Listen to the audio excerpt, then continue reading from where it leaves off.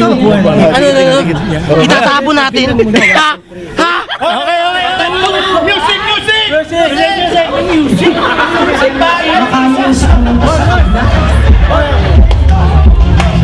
Nakikita mo?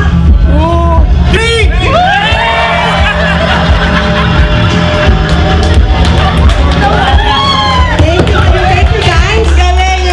First question po tawag si Soto. Gary kay Soto.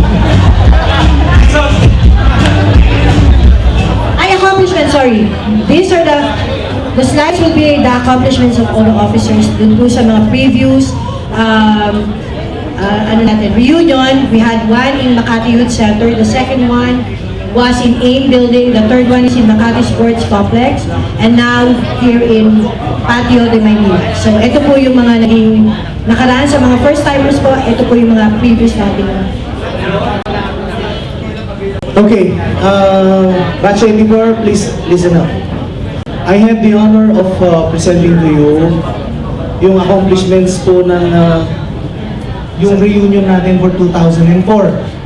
Okay, I just want to make that clear, 2004. But before we go further, I just want to say something. Okay,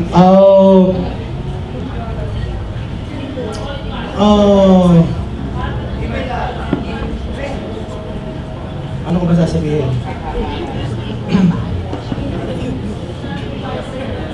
Hindi ko ma-express kung paano ko nalulungkot ako at masaya. Kasi medyo kulang tayo. Okay?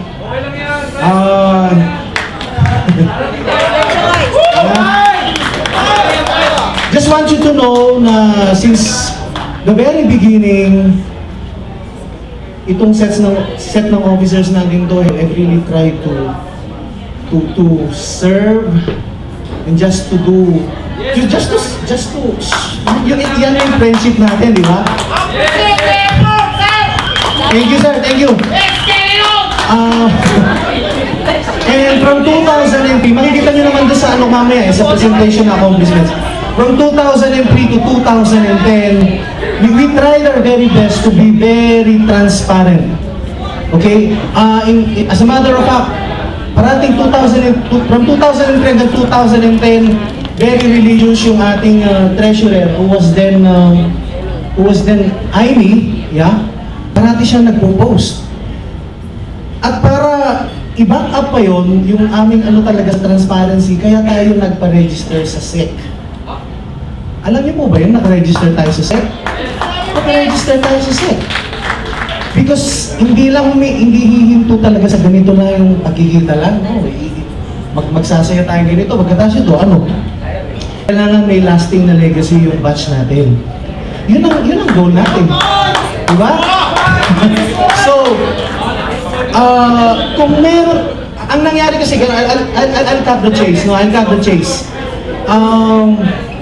Noong 2010, remember, nag-election tayo ng officers. Tama ba? 2004, 2010, kada reunion, nag-elect tayo ng officers. And it so happened na noong 2010, nagbago po tayo ng treasurer. Okay? Si Amy is na-promote siya for VP for special events or special projects rather.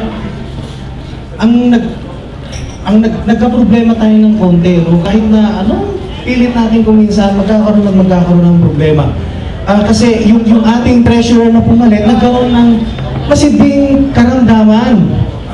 Okay, nandito siya ngayon para patunayan. Nandiyan si Ma'am Mylene Consumo, pakitaas po ang kamay. Okay, nagkaroon siya ng masiding karamdaman, nagkaroon siya ng problema sa family. So, hindi namin siya ma-contact for the next 2 years, no? From 2010. So kahit anong gusto namin gawin, i-prepare yung financial report natin, hindi namin magawa kasi wala naman kami resibo. Anong gagawin namin? Mag-i-invento ng resibo? Naintindihan. Maraming pong salamat. Okay? So hindi po natin magagawa, kahit anong gusto natin naman, hindi natin magagawa lahat yun. Okay, so anyway, ipipresent ko lang po yung accomplishments natin from ang laki from 2003 hanggang 2004 muna. Yung first muna, Yung 2003, yung first term, 2003, 2000, pakilakihan lang ng bola nila.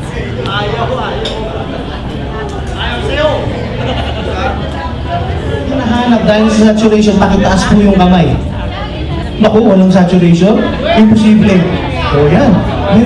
May mga napuntahan dito, si Ma'am, Chico, okay? So, yun ang ginawa po natin, ano? Kasi wala pang ano yan eh, wala pang FB niyan, wala pang, di ba? Wala pa. So talagang manong-manong ginawa namin. Sumunod, sponsor or batchmate. Kasabay nung aming paghahanap ng pondo, in-sponsor po natin yung ibang kaklase natin na hindi makaka-attend ng reunion. Okay? Okay? Ikatlo, nag-Christmas party po tayo. Tapos yun, yung fan sourcing na yun, nag-ano po tayo ng raffle tickets, nag-solicitation po kami both sa mga individuals at saka sa mga kumpanya para sa ating Christmas party. Yung batchmate support sa number 5 activities, financial assistance to batchmates in hospital, visitation, spiritual financial support to batchmates who passed away. Okay, yung financial assistance to batchmates, please understand na hindi po tayo profitable organization. Hindi po parati tayong may pondo. Naintindihan po ba natin yun?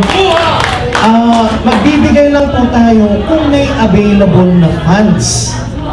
Pero kahit minsan, alam nyo, sa totoo lang, kahit wala, yung mga officers naglalabas na sarili nila para lang mayroong tayong maitulong doon sa mga classmates natin. Alam nyo, ang isa sa napakahirap sa trabaho namin, yung makinig po kayo, yung bisitahin po yung mga classmates natin sa hospital. Napakahirap ng trabaho na yun. Naranasan nyo na po ba yung naging kaklase natin, nandun kayo sa tabi nila? Naranasan po namin yung ilang beses po yun. Naranasan nyo na po ba yung nasunugan yung mga klase natin, nandun kayo sa may relocation area? Hindi ko po sinasabi ito para ipanumbat. Sinasabi ko po ito para ipaalam sa inyo na for friendship's sake, ginagawa natin to. Kahit sino pa umupo dyan, friendship's sake dapat. Kasi hindi magtatagal yan eh. Kung ano lang, kailangan may kasamang gano'n, no? Okay? Tapos nag-alumni homecoming tayo, 2004, sa Asian Institute of Management. Sino po nakapunta doon? Pakitaas po ang kamay, wala pong magsasal. Yan, okay.